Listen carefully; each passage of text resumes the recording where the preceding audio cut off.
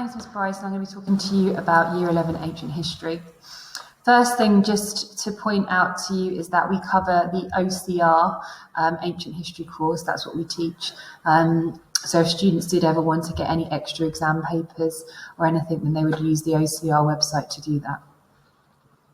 So this year, Year 11 Ancient History is going to look slightly different to previous years, and that's because following government guidelines, the OCR has recommended that we drop one of the topics that students would normally study. So in the past, they've done 4 topics. This year, they'll be doing 3 topics.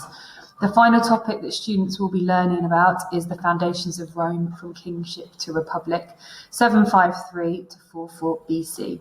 And this is divided into 4 main sections: legendary kings, Etruscan kings, origins of the republic, and securing the republic. How is the course assessed and when are the assessments? So for each unit, students will have assessment points which will be taken from past exam papers. They won't complete one whole paper in one go. They'll be strategically placed within the scheme of work, so they're not overwhelmed by the amount of content they need to revise. Each assessment point will cover a different exam question. So by the time students take their public examinations in the summer, they will have had an opportunity to practice every single exam question that would come up on that paper. We're currently in the Year 11 mock exam period, and students will have completed an in-class mock on Greece and Persia. They will then have a mock in February, which will be on the foundations of Rome. When they come to sit their public exams at the end of the year in the summer term, there will be 2 1-hour, 45-minute exams, and each exam will be worth 50% of their overall grade. So there are 2 types of homework that are set. All the homework will be set on Google Classroom, and they will cover both content and skills. So in the build-up to an exam, the main homework that will be set will be revision homework, so going over key content. And in between exams, there will be exam questions that students will have an opportunity to practice, source analysis and evaluation. In the build-up to a mock exam or an assessment, students will be asked to create revision resources to help them go over key content. The more times they go over the content when they're preparing for assessments or mock exams, the easier it's going to be for them to remember them.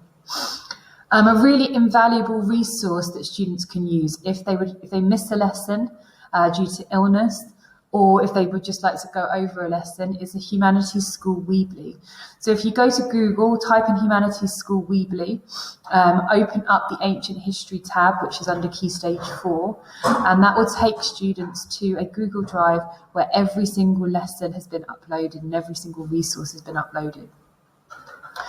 There will also be past papers and examiners' reports for assessment points, which you can find on the Google Drive, which will help students prepare for assessment points, or if they'd like to practice any exam questions, then they can look at the past papers that are there.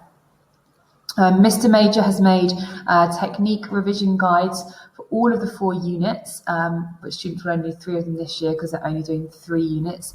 And there are also stretch and challenge activities for ancient history, which can also be found on the VLE.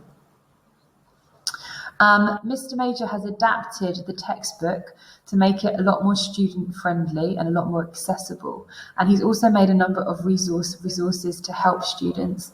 So one of these is a glossary of key words to help students remember any of the important words and the spellings of these. He's also made exam guidance sheets which detail exactly what students need to do when they're answering the exam questions. He's created skills sheets to explain the different skills that are going to be assessed.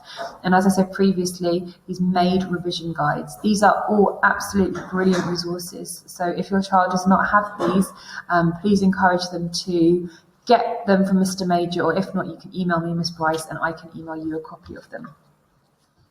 How is progress monitored in ancient history? So students will be internally assessed through in-class assessment points. All assessments are taken from past exam papers and are marked using OCR specific mark schemes. One thing that I think would be really, really useful in terms of preparing for an exam and revision, it's been proven scientifically the best way to prepare for an exam is to make sure that you leave enough time and you don't leave it to the last minute. So in the build up to mock exams or final exams, Mr. Major will create revision schedules for students to follow. We advise that students use these revision schedules and the glossaries and revision guides that have been provided for them to create flashcards or mind maps for each of the different topics that they need to revise. It's been proven that revision cards and mind maps are the best ways, this idea of kind of constantly self-testing for students to go over key content. I hope this has been useful in helping to give a bit more information on what Year 11 ancient history is like and how we can help students and how students are supported on the course. If you do have any more questions about anything, then please contact me, Miss Bryce, at Cotham School. Thank you very much.